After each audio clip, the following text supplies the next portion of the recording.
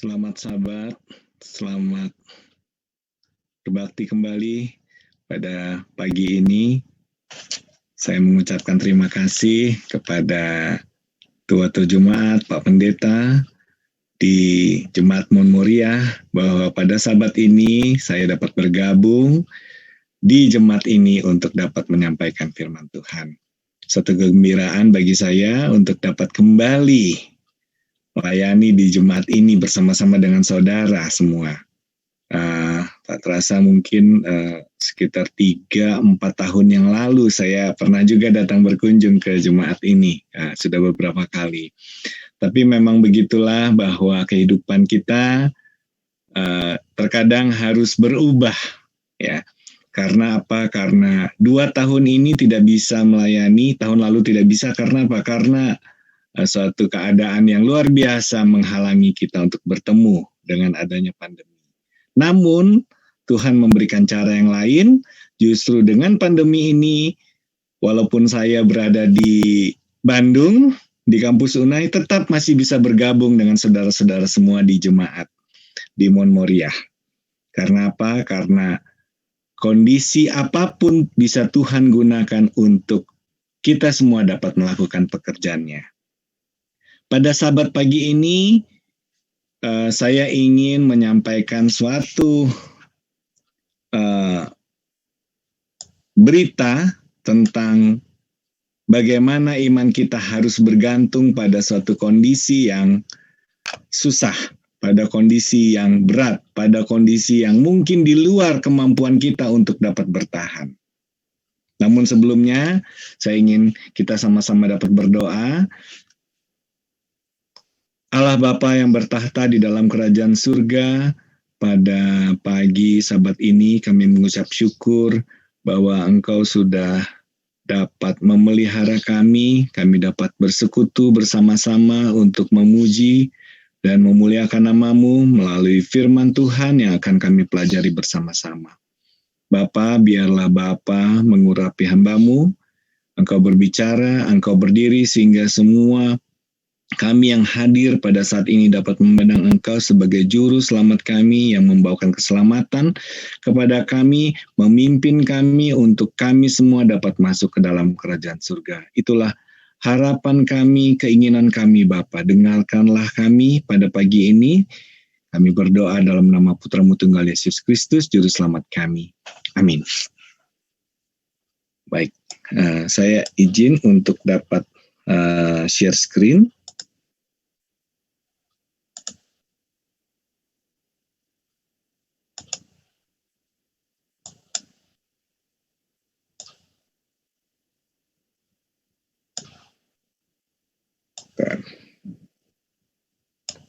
Apakah sudah dapat terlihat ya? Oke, sudah terlihat. Bisa terlihat, Pendeta? Bisa terlihat? Oke. Bisa. Baik, terima kasih. Iya, saya bisa. Bisa, oke. Baik, terima kasih. Pada Sabat pagi ini, saya ingin membawakan suatu berita tentang revolusi iman. Beberapa bulan yang lalu, Pendeta Abobolan menyampaikan permohonan agar saya dapat membawakan firman Tuhan di Jemaat Mon Moriah. Saya berpikir, apa kira-kira ya yang sangat relevan pada saat ini, kondisi kita saat ini. Nah, saya terpikir dengan satu judul, yaitu revolusi iman. Nah, revolusi iman ini menurut saya suatu hal yang unik, ya. Kenapa saya katakan revolusi? Mungkin judul ini agak sedikit aneh ya buat kita semua saat ini. Tapi mudah-mudahan kita sama dapat menyimak apa yang akan kita pelajari bersama-sama ini, firman Tuhan yang menguatkan hati dan pikiran kita. Baik. Ini adalah satu gambar ilustrasi suatu gereja di mana ada suatu cerita, suatu jemaat ini di Amerika sudah membangun gereja dengan baik. sudah membangun gereja dengan baik, dan peraturan di sana mereka harus menyediakan juga tempat parkir yang sepadan dengan jumlah gerejanya. Nah, ternyata setelah dihitung-hitung dan mereka juga harus menyampaikan ini kepada jemaat dan kepada pemerintah, ternyata tempat parkirnya itu tidak cukup dengan jumlah bangku yang ada di gereja tersebut. Tidak cukup. Jadi mereka harus memiliki tempat parkir yang lebih besar agar gereja tersebut memenuhi standar oleh pemerintah agar dapat menerima atau anggota-anggota jemaat dapat hadir semuanya di gereja tersebut. Jadi ada rasionya. Nah, mereka melihat bahwa semua tanah yang mereka miliki itu sudah dipakai sebagai tempat parkir. Ternyata tidak bisa tetap. Mereka bingung. Ya, yang hanya ada gunung, satu bukit ya, berada di belakang rumahnya, di belakang gereja tersebut. Wah, itu untuk meratakan bukit tersebut suatu pekerjaan yang luar biasa berat dan biaya yang sangat besar. Mereka tidak tahu apa yang harus mereka buat. Jadi mereka datang kepada Tuhan, mereka berdoa secara khusus, menyampaikan kepada Tuhan agar mereka dapat berbakti pada Sabat yang berikutnya di gereja tersebut yang sudah dibangun dengan baik. Karena mereka tidak punya kemampuan apapun untuk membangun tempat parkir yang baru, ya. Oke. Setelah mereka berdoa, tiba-tiba ada seseorang mengetok kantor pendeta. Seseorang mengetok kantor pendeta, kemudian masuk seorang yang agak besar dan agak seperti orang yang kasar, ya, dan keras gitu ya. Dia bertanya kepada pendeta, pendeta mempersilahkan orang tersebut masuk. Ternyata orang itu adalah seorang mandor ya. Mandor bangunan itu biasanya kan badannya besar, kemudian agak temperamennya juga agak kasar. Dia masuk ke kantor pendeta itu dan kemudian dia buka topinya, ya, helmnya. Dia berkata, "Maaf Pak Pendeta, saya dari kantor pemborong yang sedang membangun suatu bangunan yang besar, suatu mall, ya, suatu pusat perdagangan, pusat pertokoan dekat dari gereja ini. Tapi kami punya masalah." Ya, dia katakan seperti itu. Kami punya masalah karena kami membutuhkan tanah urukan. Ya, kami membutuhkan tanah urukan untuk keperluan pembangunan tersebut. Saya ingin bertanya, apakah Pak Pendeta bersedia untuk menjual bukit di belakang gereja ini kepada kami, dan kami akan membayar harga untuk tanah bukit itu, dan kami juga bersedia untuk mengaspal daerah bekas tanah yang kami ambil itu. Bila Pak Pendeta dapat memberi jawaban itu sekarang ini juga, karena kami tidak dapat memulai pembangunan sebelum memperoleh tanah urukan tersebut. Akhir cerita, gereja tersebut, pendeta tersebut mengizinkan dan dia beruntung karena apa? Karena selain tanah tersebut diuruk, tanah itu diaspal untuk tempat parkir, mereka juga dapat berbakti dengan baik pada Sabat berikutnya karena sudah memenuhi aturan dari pemerintah. Ini cerita yang sederhana seperti ini kita melihat bahwa apa yang terjadi, bahwa doa memiliki suatu kuasa yang luar biasa. Iman dapat memindahkan gunung. Di dalam Matius 17 ayat 20 dikatakan, "Ia berkata kepada mereka, karena kamu kurang percaya, sebab aku berkata kepadamu, sesungguhnya sekiranya kamu mempunyai iman sebesar biji sesawi saja, kamu dapat berkata kepada gunung ini, pindah, dan tempat ini pindah ke sana. Maka gunung itu akan pindah, dan tak ada yang mustahil bagimu." Iman Ada orang katakan bahwa iman datang dari keajaiban, tetapi sebaliknya, keajaiban itu datang dari iman. Iman adalah dasar segala sesuatu yang kita harapkan dan bukti dari segala sesuatu yang tidak kita lihat. Kita hanya berharap, kita hanya memiliki iman yang kecil saja yang mungkin kita merasa bahwa iman itu tidak memiliki sesuatu pengaruh yang besar. Tapi ingat, Tuhan katakan di dalam Ibrani 11 ini, apa? Bukti dari segala sesuatu yang lihat dan dasar dari segala sesuatu yang kita harapkan. Pekerjaan iman ini luar biasa. Ya. Oke. Baik. Kenapa saya berbicara tentang judul Revolusi Iman? Mungkin kepada saudara-saudara semua mungkin yang terkasih dalam Tuhan, apa yang tertulis di layar ini, Revolusi Industri 4.0, mungkin sebagian mungkin dengar, sebagian lagi bahkan mungkin tidak tahu apa ini yang dimaksud dengan revolusi industri. Ya, revolusi industri ini sesuatu yang keadaan yang berkesinambungan dari keadaan kita saat ini. Pada tahun 1782, orang mengatakan itulah revolusi industri yang pertama. Apa yang ditemukan di sana? Semua perusahaan itu mulai menggunakan mekanisasi, yaitu apa? Menggunakan mesin uap. Zaman dulu ini ya, kereta mulai dibikin. Kemudian yang terpenting revolusi industri yang pertama ini, yaitu dengan ditemukannya mesin uap, mulai bisa bekerja dengan menggunakan mesin uap menggantikan tenaga hewan.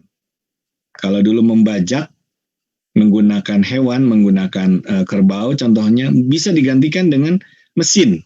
Ya, mesin jadi tidak perlu hewan lagi menggunakan bajak seperti itu. Ya. Kemudian pada tahun 1913 ini dikenal dengan revolusi industri yang kedua, yaitu apa? Dengan ditemukannya listrik.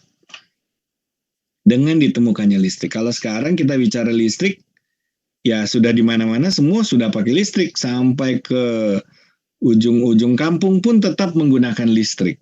Ya sangat sedikit sekarang ini yang kalau kita tahu di daerah-daerah yang tidak ada listrik masuk ke kota tersebut atau ke kampung tersebut. Dan dengan adanya listrik ini semakin banyak yang bisa dikerjakan. Revolusi industri yang ketiga tahun 1954 mulai adanya komputer. Mulai adanya komputer. Jadi pekerjaan-pekerjaan di pabrik yang tadinya semua mengandalkan tenaga manusia mulai digantikan dengan komputer, sistem elektronik, ya. Yang kerjaan-kerjaan di mana kerjaan dengan manusia lebih banyak tingkat kesalahannya daripada komputer.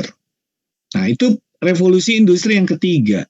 Dan saat ini kita sedang berada di ujung daripada revolusi industri yang keempat. 2015 yang lalu, ya khususnya di negara-negara maju, itu semua pekerjaan dilakukan dengan cara maya, dengan menggunakan internet. Jadi disebut dengan cyber.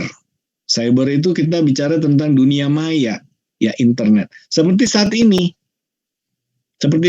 kalau kita sekarang ini kita bisa berbakti, mungkin kalau dulu kita kenal dengan kebaktian itu, maka kita harus datang ke gereja, kita melihat bangunannya, oh ini gerejanya ya. Jadi kita harus duduk di situ, kita datang ke sana, kita berbakti di sana, bertemu dengan saudara-saudara seiman di sana untuk berbakti. Tapi sekarang lebih menjadi nyata, lebih jelas, lebih mudah dimengerti. Apa yang disebut dengan cyber tadi?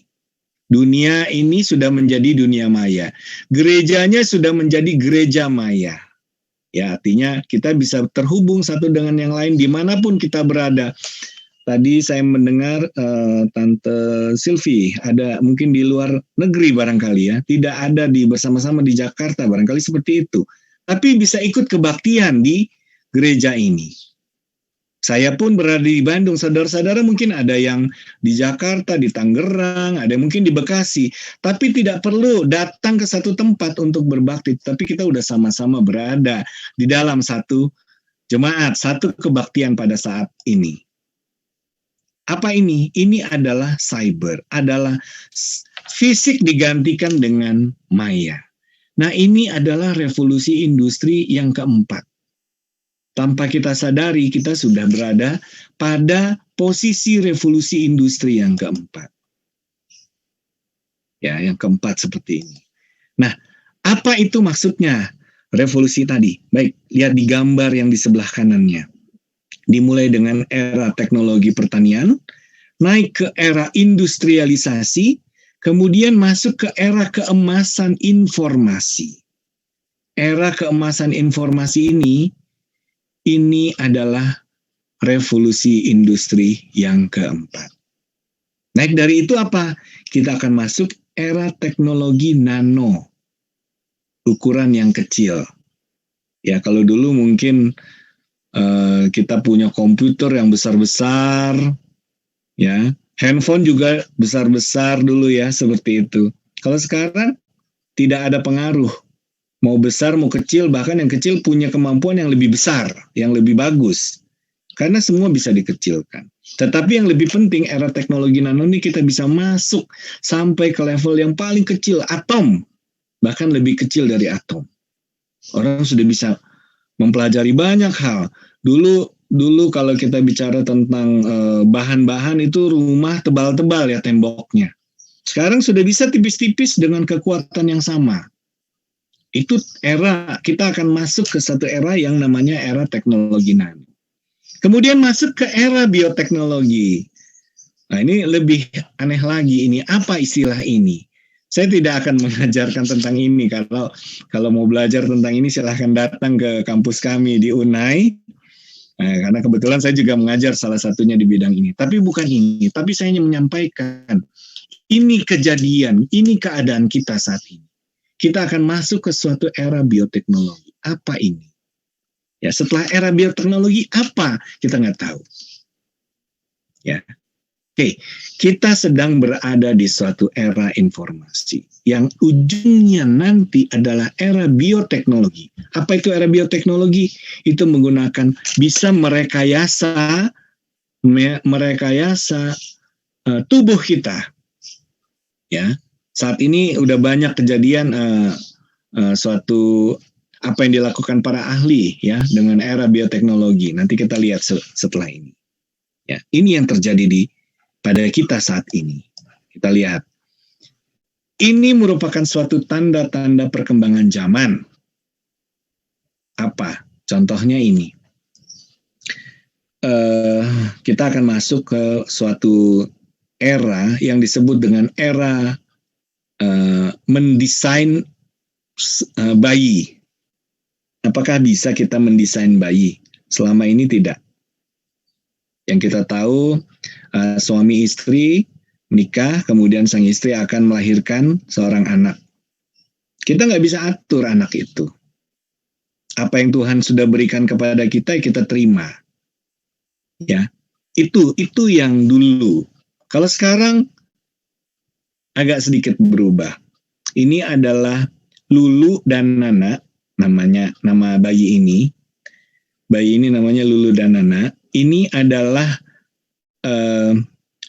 bayi yang pertama kali dilahirkan dengan cara DNA-nya atau genetiknya diedit. Waduh, apa tuh maksudnya diedit? Diatur-atur. Pada saat dia lahir, ini adalah hasil dari rekayasa genetik terhadap manusia. Kalau rekayasa genetik terhadap tanaman, terhadap hewan, itu sudah biasa mungkin. Apa buktinya kalau pada tanaman? Kalau pada tanaman itu contohnya kita makan tomat. Kalau tomat itu biasanya suka busuk, tidak tahan terhadap hama. Maka direkayasa genetiknya supaya tomat tersebut kuat terhadap penyakit. Ya, tidak cepat busuk terhadap jamur. Atau kalau dulu normalnya jagung itu berbuah satu. Normalnya jagung itu berbuah satu. Umur 4-6 bulan. Sekarang jagung bisa dipanen dalam waktu 2-3 bulan. Tapi bukan hanya satu, tapi bisa berbuah 6-10 jagung. Itu karena tanaman itu sudah diedit. sudah dilakukan rekayasa genetik di dalam tubuh, di dalam jagung tersebut, sehingga menghasilkan sesuai dengan orang atau peneliti yang melakukan tersebut. Nah, ini bayi bisa sudah diedit. Kenapa harus diedit? Lulu dan Nana ini orang tuanya namanya Grace, ya, Grace dan Mark. Ini di Cina. Ini yang melakukan rekayasa genetik terhadap manusia pertama kali itu adanya di Cina. Ya, apa yang dilakukan? Grace dan Mark ini menikah, tetapi Mark adalah seseorang yang sakit AIDS. Dia sakit AIDS. Jadi kalau dia AIDS, kemudian dia menikah dengan Grace tadi, maka kemungkinan anaknya juga akan menderita AIDS. Akan sakit AIDS juga. Dan mereka tidak mau anaknya itu sakit AIDS karena kemungkinan kematiannya tinggi sekali. Oleh sebab itu di dalam penelitiannya dilakukan edit terhadap gennya. Sehingga Lulu dan Nana akhirnya dapat dilahirkan tanpa membawa sifat-sifat keturunan genetis dari orang tuanya yang sakit AIDS. Nah, ini adalah suatu masa seperti ini. Kita sedang memasuki suatu era mendesain bayinya, mendesain keturunan kita. Ini baru yang pertama kali dilakukan tahun 2018. Tahun 2018. Ya. Itu terhadap Lulu dan Nana. Dan saya percaya mungkin ke depan jika saya ada keturunan Chinese, rambut agak sedikit hitam, kulit putih, mata agak sedikit coklat dan hitam, tingginya ya sekitar 170 cm, normal saja. Saya mau punya anak keturunan saya, matanya biru, rambutnya ikal, warna pirang, ya, matanya tidak sipit seperti saya, agak belok seperti gitu, seperti orang Eropa gitu. Bisakah itu diedit? Bisakah dihasilkan keturunan seperti itu? Jawabannya bisa. Dengan memasuki era bioteknologi, kita akan masuk ke suatu era kita bisa mendesain keturunannya seperti itu. Penting ada dana, masuk di lembaga riset, bisa dihasilkan keturunan seperti itu. Luar biasa. Kita masuk ke suatu era yang disebut dengan era bioteknologi. Ya, kita bisa mendapatkan seperti itu. Nah, bagaimana dengan kata ini? Coronavirus disease. Nah, saya pikir sekarang semua orang tahu, ya, coronavirus disease. Saya mendengar tadi pendeta Tempu Bolon sedang isoman, ya, seperti begitu, isolasi mandiri. Isolasi mandiri dari apa?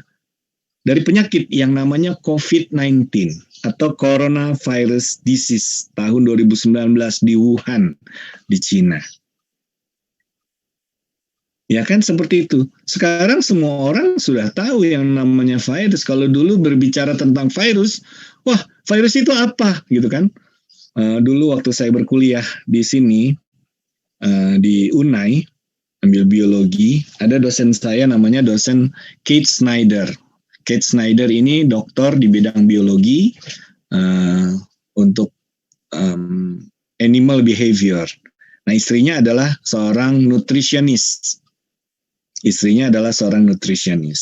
Waktu itu saya bicara, kemudian saya banyak kerja dengan komputer, kemudian istrinya karena dia nutritionist, kemudian waktu itu saya diminta tolong untuk memperbaiki komputernya ya, dari istrinya Dr. Kate Snyder ini. Itu orang Amerika yang mengajar di UNAI.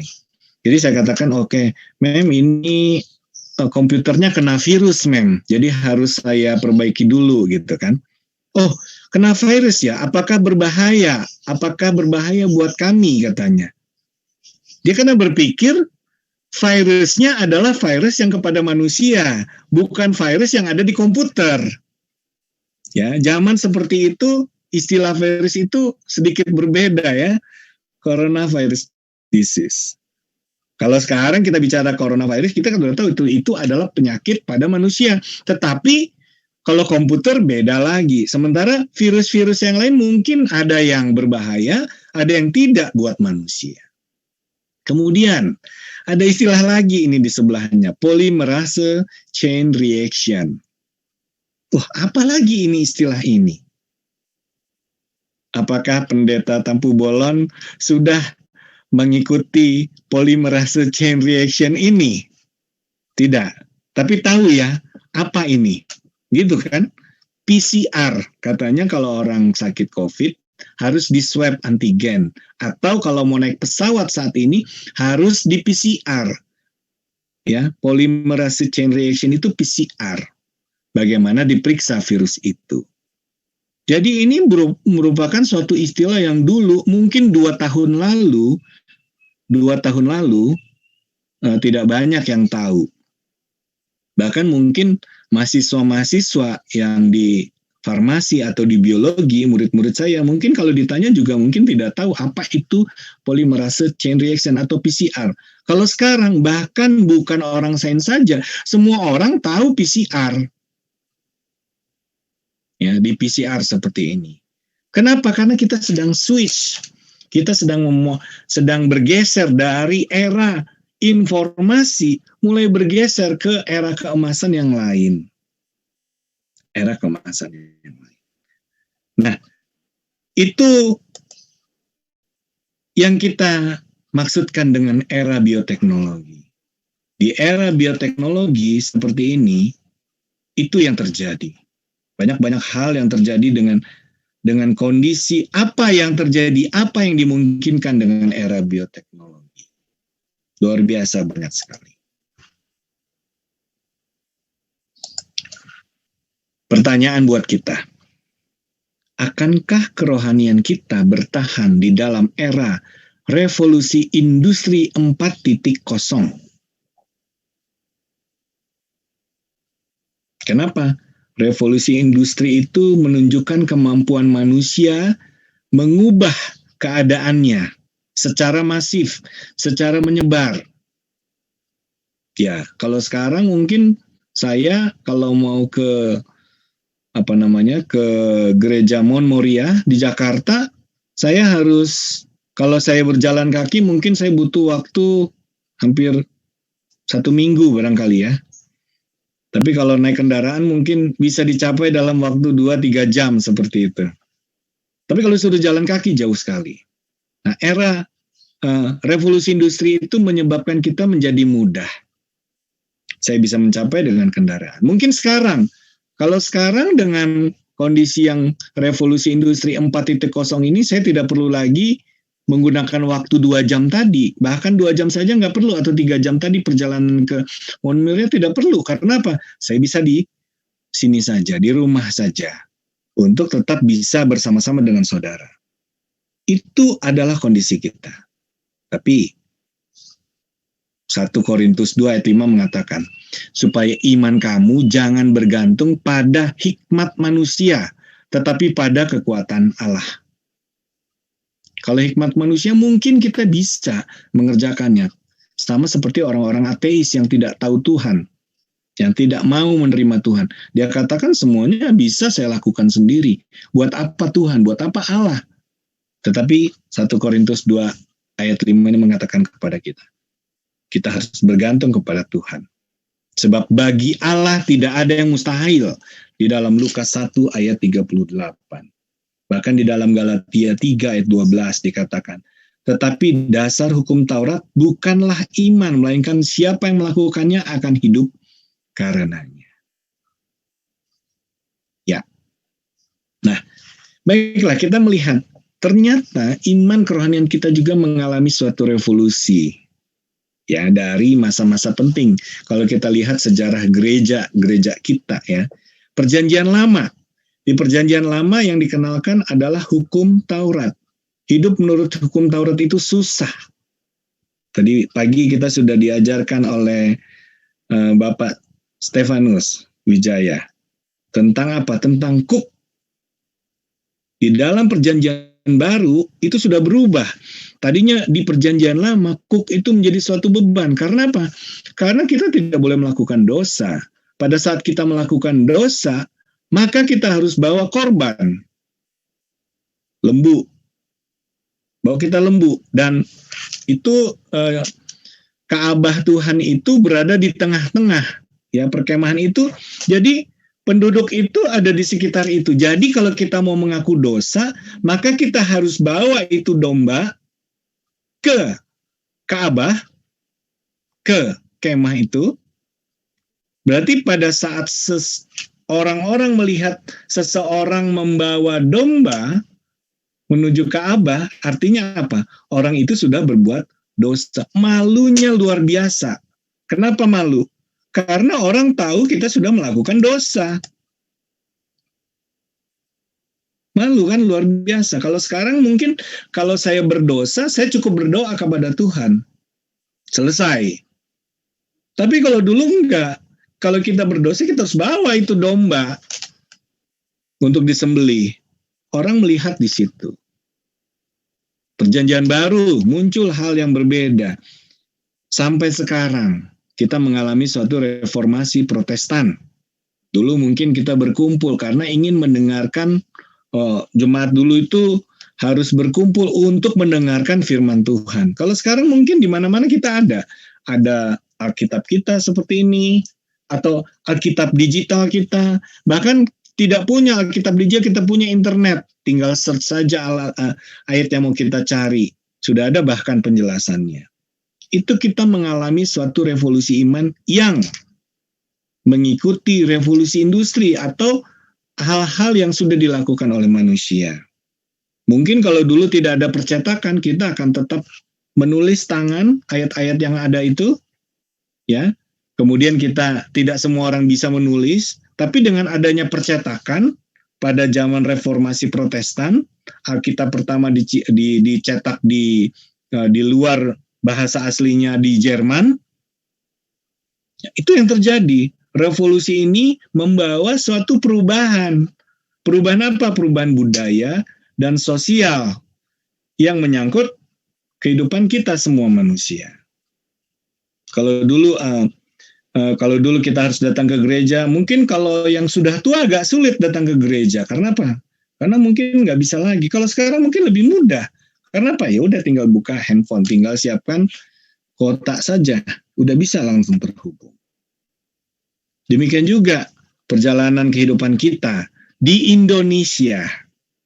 Ya, setelah reformasi Protestan, kemudian muncul kekecewaan besar tahun 1844, ini awal mula dari pergerakan Advent, kemudian masuk ke New Movement di Amerika Serikat, kemudian masuk pengabaran Advent itu ke Indonesia di Padang.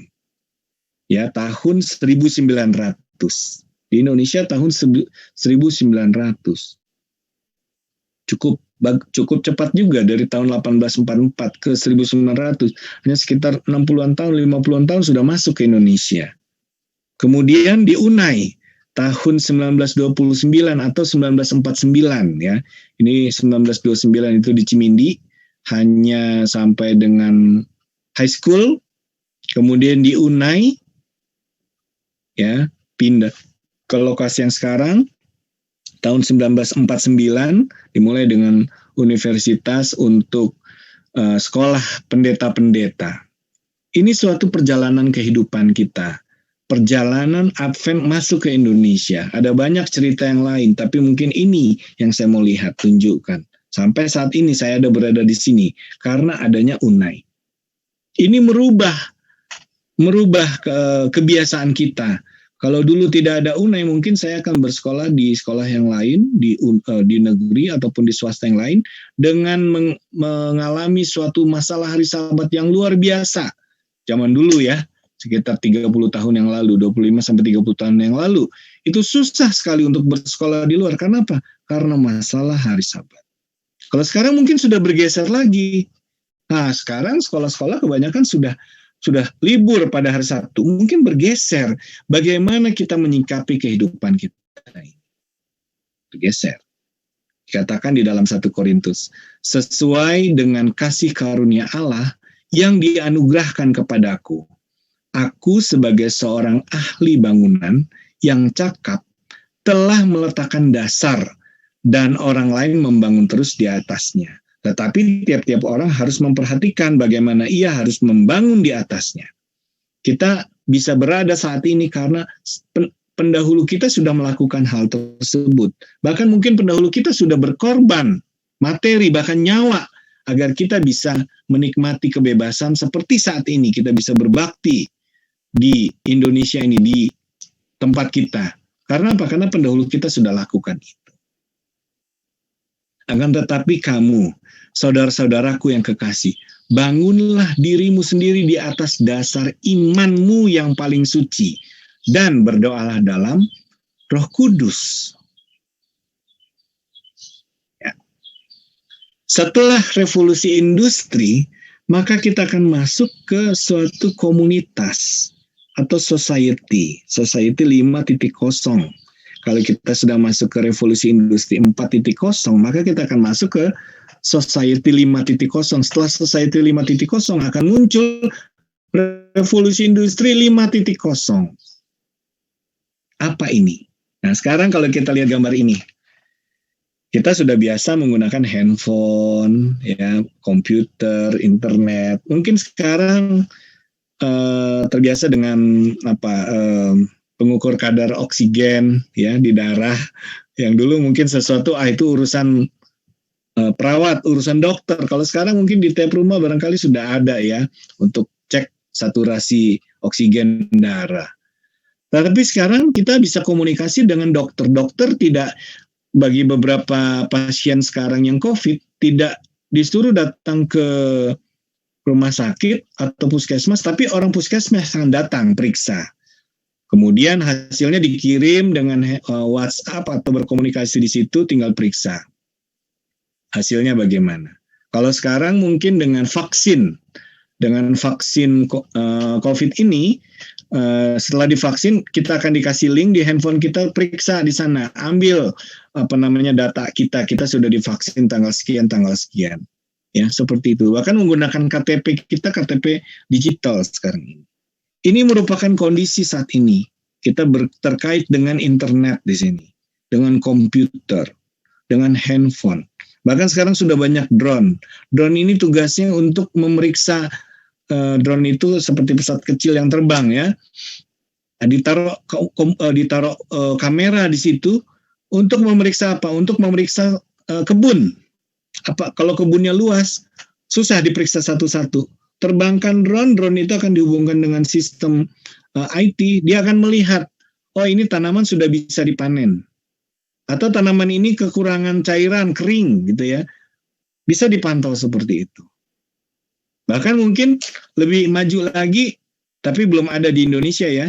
Ini mungkin di Amerika, di Jepang sudah ada mobil yang sudah autopilot.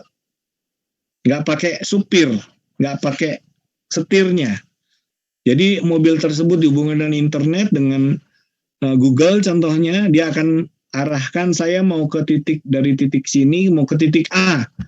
Jalan mobil itu tanpa ada yang mengendalikan secara manusia. Semua sudah diatur dengan IT. Ini kondisi saat ini dan tidak mungkin bahwa itu akan segera masuk di Indonesia. Ya, tidak mungkin. Itu akan segera masuk di Indonesia. Kita masuk pada Society 5.0. Kita berada di ujung nih. Society 5.0. Di mana kita berkomunikasi, berhubungan, bersosial dengan orang lain secara teknologi.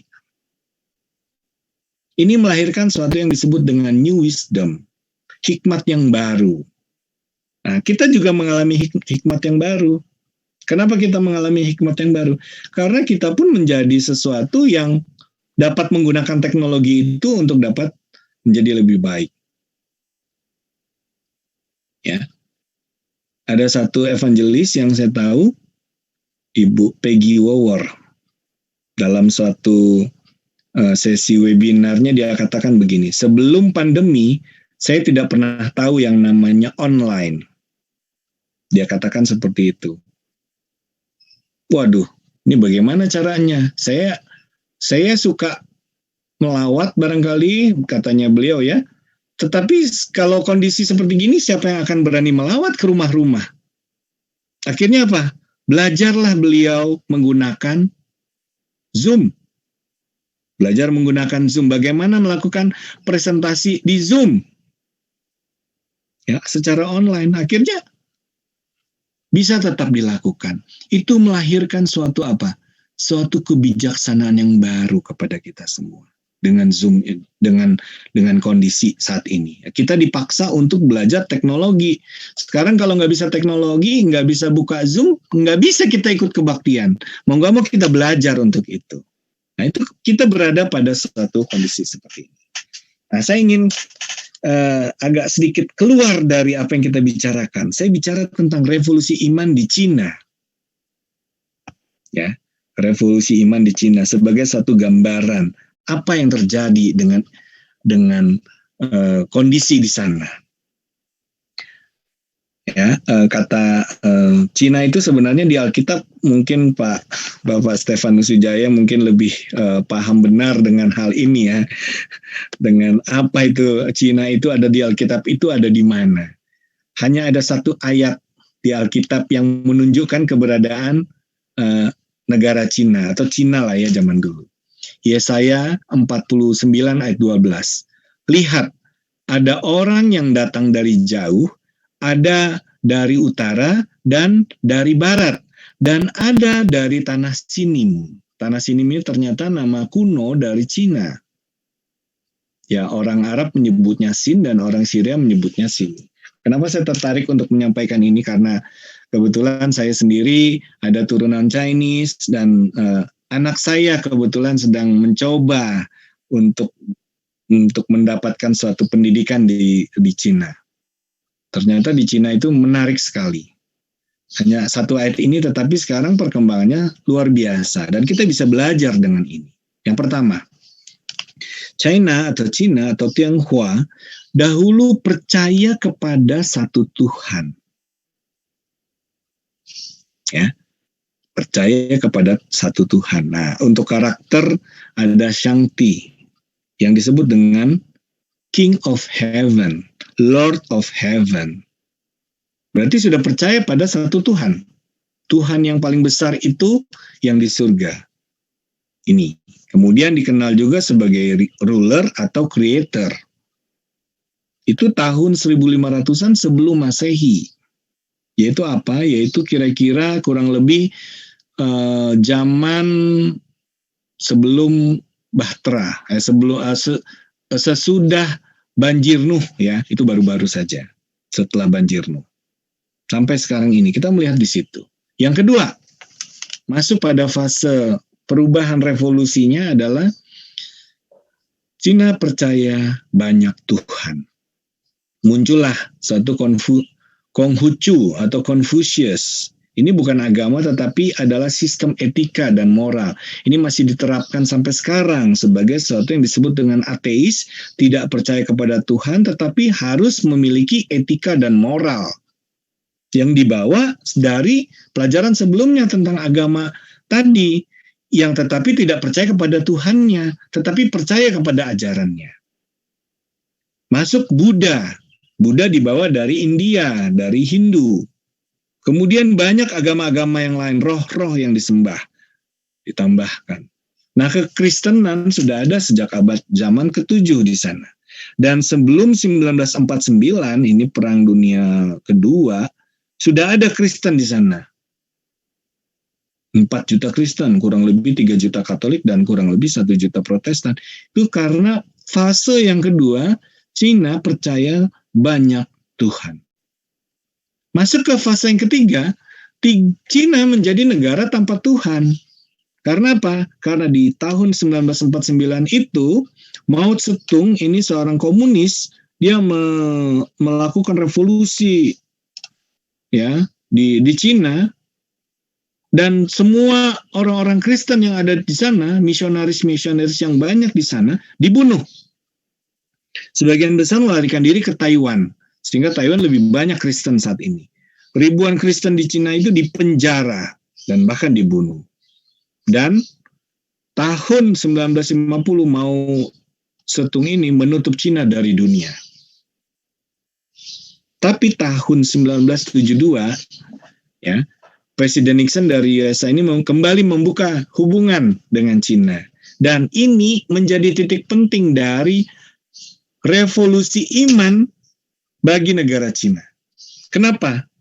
Karena dari tahun 72 sampai sekarang ternyata Cina kembali menyembah satu Tuhan.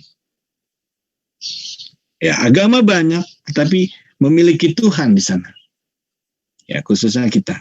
Nah, ini kenapa? Karena diperkirakan 1.000 orang Kristen, ya, itu setiap jam. 1.000 orang menjadi Kristen setiap jamnya. Pada tahun 2010 ada 58 juta Protestan di Cina.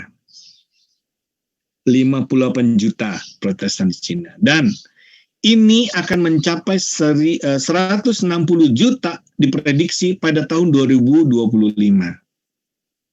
Ini setara dengan banyaknya orang Kristen di Amerika pada tahun 2010. Banyak ini. Kenapa? Karena Cina jumlah penduduknya banyak sekali. Dan ini sesuatu yang luar biasa jika mencapai 160 juta pada tahun 2025. Nah, ini meningkat. Tahun 2014 hanya sekitar 2,5% penduduk yang Kristen. Tetapi tahun 2020 sudah menjadi 7,4%. Itu Kristen di Cina. Ini survei baru kemarin, berapa hari yang lalu saya dapatkan linknya. Tahun 2020 luar biasa perkembangan, sudah menjadi hampir 3 kali lipat dalam waktu sekitar 6 tahun. Ya, luar biasa. Jadi kalau dikatakan 7,5% dari 1,4 miliar penduduk Cina saat ini tahun 2020 itu banyak sekali. Ya, banyak sekali.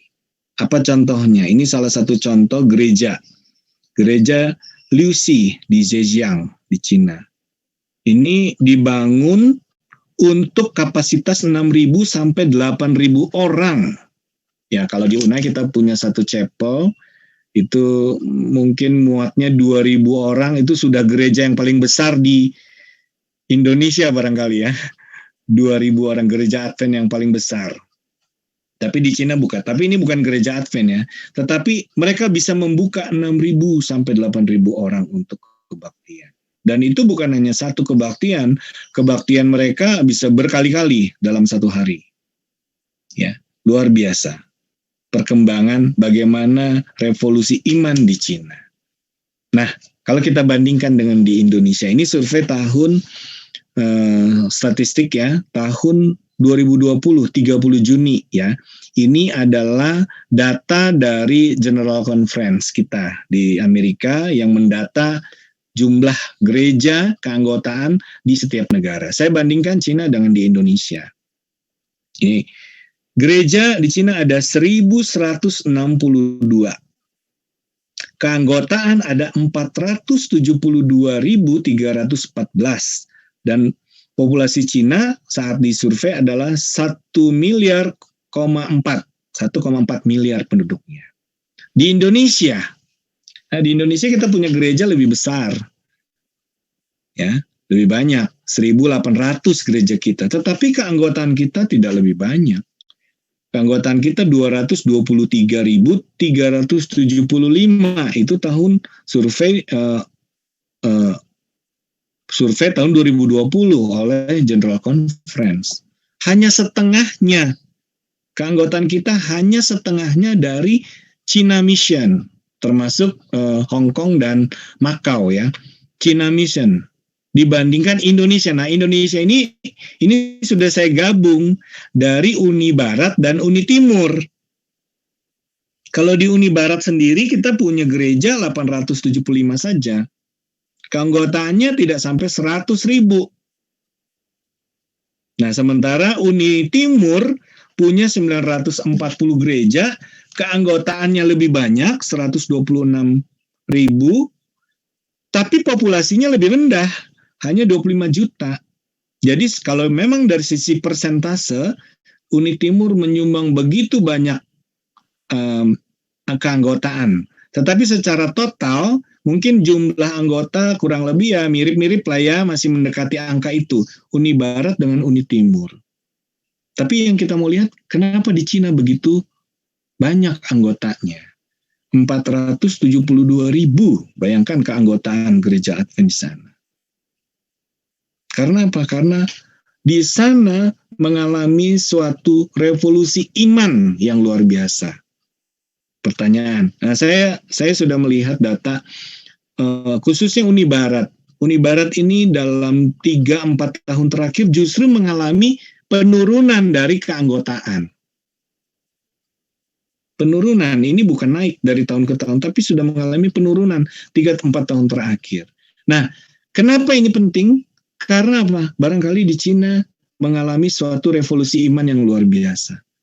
Kita yang katanya negara beragama di Indonesia, kok malah turun? Itu pertanyaan buat kita semua. Pertanyaan buat kita semua. Kenapa? Karena memang keanggotaan itu penting sekali untuk melihat, oh ini memang revolusi itu terjadi. Revolusi iman khususnya ya. Ini dia. Adakah revolusi iman itu terjadi di dalam hidup kita? Apakah Yesus hidup di dalam rumah tangga kita? Sehingga apa? Sehingga kita mengalami suatu pembaruan roh dan iman kita kepada Tuhan untuk membawa kehidupan kita menjadi lebih baik dari waktu ke waktu. Ya, pertanyaan ini mudah, tetapi jawabannya luar biasa sulit. Dengan pandemi ini kita nggak ke gereja, apakah kita menjadi terganggu? Kalau kita nggak ke gereja, ya udah kita di rumah saja. Semakin malas kita ke gereja, kita bertemu dengan kebaktian seperti ini, atau justru kita semakin bersemangat untuk mengikuti kebaktian-kebaktian, melayani satu sama yang lain, walaupun dengan secara virtual. Apakah revolusi iman terjadi di dalam hidup kita? Ini pertanyaan yang mungkin kita jawab secara pribadi. Apa yang kita lakukan supaya iman kita bertumbuh? Di dalam era revolusi industri yang mengharapkan kita bertumbuh secara iman juga. Dan kita mengalami suatu revolusi iman juga. Karena apa? Karena kalau kita tidak mengikuti revolusi industri, kita akan ketinggalan. Tetapi kalau kita tidak mengalami suatu revolusi iman, di mana teknologi berkembang, kita pun akan ketinggalan. Kita akan hilang. Kita harus menghidupkan Yesus di dalam kehidupan kita. Yeskiel 36 ayat 26 dan 27. Kamu akan kuberikan hati yang baru dan roh yang baru di dalam hati batinmu. Dan aku akan menjauhkan dari tubuhmu hati yang keras dan kuberikan kepadamu hati yang taat. Rohku akan kuberikan diam di dalam batinmu, dan aku akan membuat kamu hidup menurut ketetapanku, dan tetap berpegang pada peraturanku, dan melakukan. Luar biasa. Ini Tuhan sudah perintahkan ini. Kita akan diberikan hati yang baru, ya, dan akan dijauhkan daripada kita hati yang keras. Dengarkan suara Tuhan, supaya kita taat. Supaya kita mendapatkan sesuatu kehidupan yang baru. Kehidupan yang baru itu maksudnya adalah suatu revolusi. Revolusi apa? Revolusi iman kita. Kalau kita hanya jalan di tempat, itu bukan revolusi. Revolusi itu mensyaratkan suatu perubahan yang drastis, suatu perubahan yang signifikan, menjadi revolusi semua orang. Bayangkan kalau kita semua saat ini mungkin kalau kita lihat ada 75 akun yang terhubung dengan Zoom ini, tetapi mungkin satu akun mungkin ada 2, 3 bahkan lebih. Mungkin kita yang hadir di sini ada mungkin 150-an orang.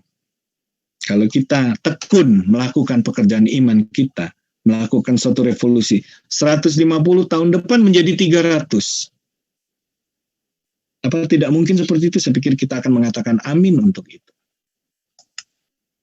Tuhan sudah memberikan yang terbaik kepada kita. Nah, pada saat kita melakukan, kita berada di dalam revolusi industri 4.0 untuk masuk ke suatu komunitas society 5.0. Kita pun harus melakukan suatu revolusi iman. Untuk apa? Mendapatkan suatu komunitas keselamatan. Sekarang ini kita sedang berada di dalam satu komunitas gereja Mount Moriah, dalam suatu komunitas keselamatan buat kita. Di dalam 2 Petrus 1 ayat 5 dan 7, ini juga sudah dibacakan pada saat ayat bersahutan tadi. Justru karena itu kamu harus dengan sungguh-sungguh berusaha untuk menambahkan kepada imanmu kebajikan. Kalau kita cuma punya iman kurang, tambahkan dengan apa? Dengan kebajikan, dengan perbuatan. Kemudian kepada kebajikan pengetahuan. Berarti kita memang harus banyak mengetahui banyak hal. Mengikuti revolusi industri tadi. Karena pengetahuan itu adanya di revolusi industri. Kita harus tahu tentang itu supaya apa? Kita dapat menambahkan kepada kebajikan. Kemudian kepada pengetahuan penguasaan diri. Karena seringkali orang melakukan banyak hal tidak dapat menguasai diri. Akhirnya dia jatuh. Kemudian kepada penguasaan diri, ketekunan. Kepada ketekunan, kesalehan. Ini mungkin yang sulit. Menjadi orang yang saleh luar biasa sulit ya. Susah. Bahkan mungkin kita tidak bisa mengatakan saya orang yang saleh. Pak Ketua Jemaat tidak akan mengatakan dia seorang yang saleh. Bahkan pendeta sekalipun, ketua uni pun kalau kita tanya apakah Bapak orang yang saleh, tidak berani katakan saya orang yang saleh. Kenapa? Orang yang saleh harus orang yang menilai. Kita melakukan sesuatu itu, orang lain menilai, oh ini luar biasa saleh dan menjadi contoh. Walaupun mungkin kita sendiri tidak sampai kita merasa aduh jauh dari itu. Kalau Pak Ketua Uni kita katakan, Pendeta Sugisi terus selalu mengatakan apa? Kita harus ke surga. Bukan berarti saya orang saleh sehingga saya masuk surga, bukan. Tapi kita berusaha untuk masuk ke surga. Kesalehan. Dan kepada kesalehan apa? Kasih akan saudara-saudara. Dan kasih kepada saudara-saudara kepada kasih akan semua orang. Bukankah ini perintah yang Tuhan berikan kepada kita? The golden rule untuk menjadi pengikut Kristen yang sejati. Mengasihi semua orang, mengasihi saudara-saudara kita. Dan itu dasarnya dari mana? Dari iman kita. Kalau kita mengasihi orang tapi kita tidak punya iman, salah. Kita harus punya iman tetapi kita bisa mengasihi orang. Itu adalah memenuhi ayat tadi ini. 2 Petrus 1 ayat 5-7. Saya rasa ini merupakan tugas berat, tapi kita tetap bisa lakukan. Seperti yang tadi pagi Bapak Ketua Jemaat katakan, Bapak Stefanus katakan, pikulah kuk yang kuberikan itu, karena kuk itu ringan dan bebannya pun ringan, kan seperti itu. Tapi kita harus tetap memikul kuk itu. Saat kita jauh daripada Tuhan, kita merasa kuk itu berat. Tetapi kalau kita bergantung pada Tuhan, kita merasa kuk itu ringan. Dengan kejadian seperti saat ini, di mana banyak sekali pandemi terjadi, tetangga saya, 3 orang meninggal, 2 orang meninggal karena COVID berturut-turut, bebannya luar biasa. Bahkan teman saya 3 orang, ayahnya seorang pendeta ya pensiunan, kemudian menyusul beberapa hari kemudian kakaknya yang nomor 2, berikut menyusul seminggu kemudian kakaknya yang nomor 3 meninggal juga. Beban yang luar biasa. Tapi apa? Jika kita berserah, bergantung kepada Tuhan, kita bisa melalui itu semua. Kita harus punya iman yang teguh kepada Tuhan. Kita harus memiliki kebajikan, pengetahuan, penguasaan diri, ketekunan. kesalehan, kasih kepada saudara, kasih kepada semua orang. Saya yakin kita bisa melakukan itu semua. Dan kita bisa menjadi pewaris tahta kerajaan surga. Sebagai ayat terakhir, saya ingin kita baca bersama Yosua 24 ayat 15. Tetapi jika kamu anggap tidak baik untuk beribadah kepada Tuhan, pilihlah pada hari ini kepada siapa kamu akan beribadah. Allah yang kepadanya nenek moyangmu beribadah di seberang sungai Efrat, atau Allah orang Amori yang negerinya kamu diami ini. Pilih ke siapa? Tetapi aku dan seisi rumahku, kami akan beribadah kepada Tuhan. Biarlah apa yang kita pelajari bersama, membangun kerohanian kita, melakukan suatu revolusi iman di dalam kehidupan kita. Supaya apa? Supaya kita menjadi pewaris tahta kerajaan surga. Inilah doa dan harapan kita semua untuk kita dapat bersama-sama masuk ke dalam kerajaan surga. Tuhan memberkati kita semua pada saat ini. Amin. Terima kasih Bapak Ruben Suitono untuk firman yang sudah dibawakan. Mengaminkan firman Tuhan yang sudah kita terima, kita bangkit berdiri, kita nyanyikan lagu Sion nomor 236, Iman Orang Saleh Kekal.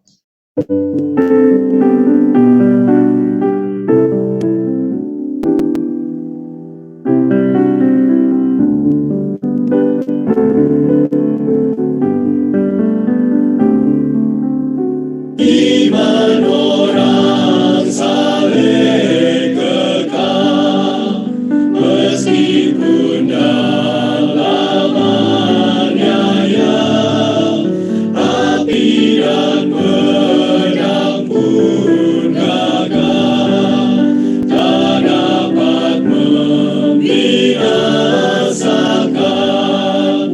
Iman orang saleh kekal, tentu kami tak mau sangkal. Iman orang saleh tekun, hati bebas dari dosa, dan jikalau dibunuh pun sungguh mulia kematiannya. Iman orang saleh kekal, tentu kami tak mau sangkal. Iman orang saleh kasih,